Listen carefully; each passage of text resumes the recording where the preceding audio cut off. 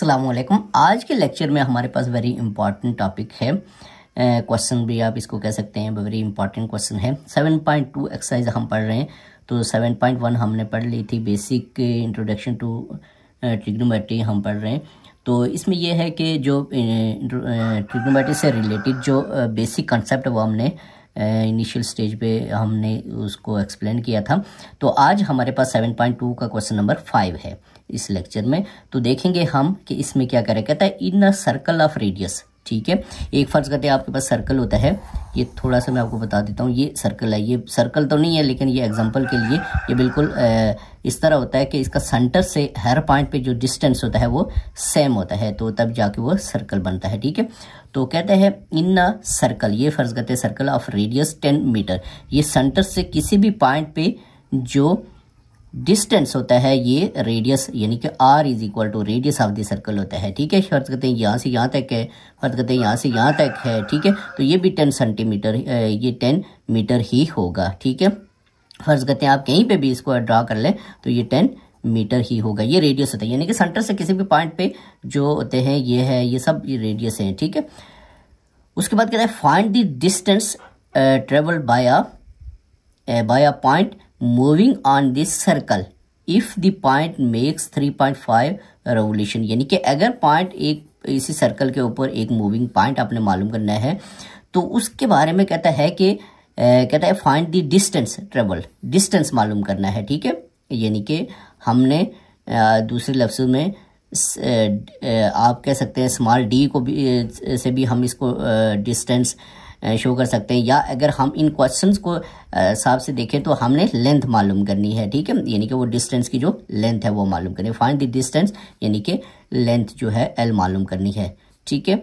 तो by a point moving on this circle, कहाँ जहाँ से इस सर्कल पे जो है वो कहता है by a point moving on this circle, यानी कि इस सर्कल के ऊपर जो मूविंग हो रही है, ठीक है।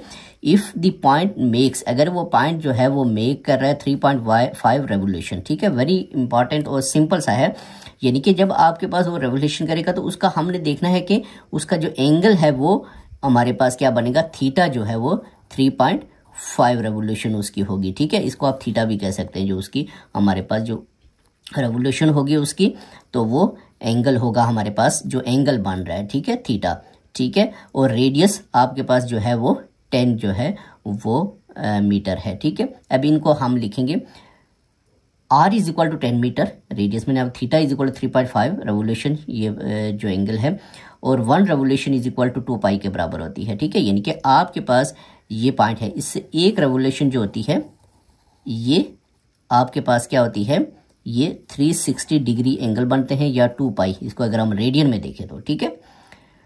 तो अब इसके बाद ये हमारे पास 2 पाई के बराबर होती है। अब देखिए 3.5 मल्टीप्लाइंग बाय 1 रेवोल्यूशन, ये 3.5 मल्टीप्लाइंग करेंगे 2 पाई रेडियन के साथ, तो हमारे पास जो है टोटल रेवोल्यूशन उसकी आ जाएगी 3.5 रेवोल्यूशन जो है वो 7 पाई के बराबर है। ये आपके पास जो है वो ये थीटा आ गया है 7 पाई, ठीक है। यानी कि टोटल रेवोल्यूशन एंगल, ठीक है। अब इसको हम फार्मल डिस्टेंस ट्रेवल जो है हमारा फार्मूला जो है आपको पता है, is equal to r theta जो होता है, ये हम इसमें पुट करेंगे, ठीक है।